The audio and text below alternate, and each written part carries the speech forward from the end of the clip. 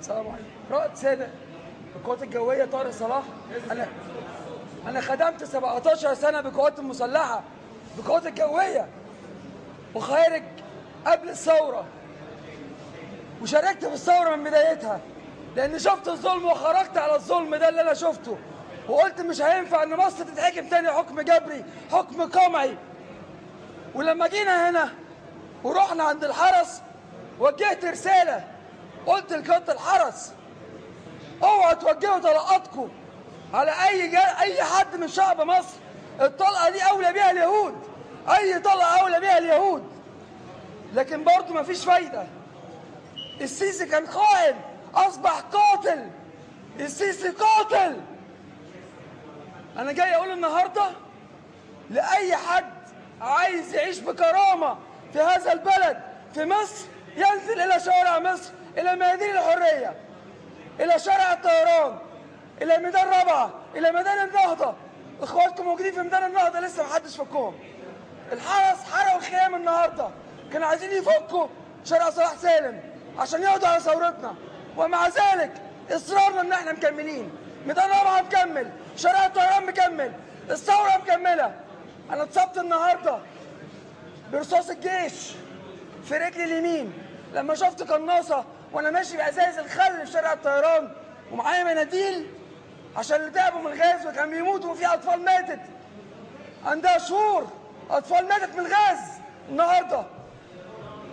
وانا ماشي بالخل والمناديل شفت قناص طلع من فوق وزاره الدفاع، مبنى وزاره الدفاع. شاورت عليه قلت لهم صوروه.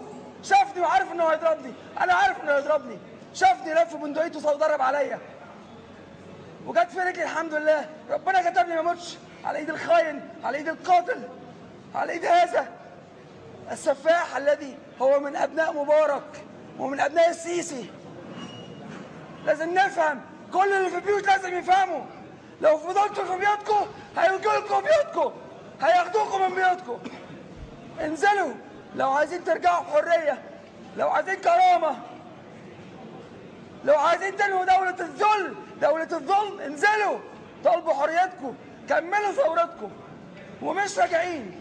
اخر حاجه هقولها، بيانات الشهداء اللي اتقالت حاجه و40 حاجه و50. مستشفى التامين الصحي بس اللي انا كنت فيها قالت حوالي 60 شهيد. عايز اقول لكم ان كان في 120 كمان حالات حرجه، يعني نصهم ممكن يكون هيموت.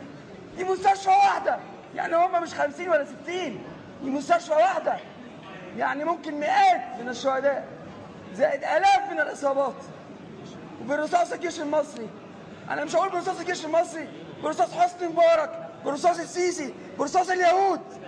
آخر حاجة أقولها لكم، اللي اتضربوا في العباسية كانت من كتائب طنطاوي اللي حشدت في الفنية العسكرية. يا جماعة دي مش كتائبنا ولا لواءاتنا اللي موجودين في وحداتهم اللي على الحدود، لأ دي جنود مبارك وطنطاوي والسيسي. ان شاء الله ربنا هيجيب لنا قائد شريف يحررنا، واحنا هنقف في ظهره، وهنحاكمهم محاكمات سياسيه، وهنهدم كل القتله. السلام عليكم.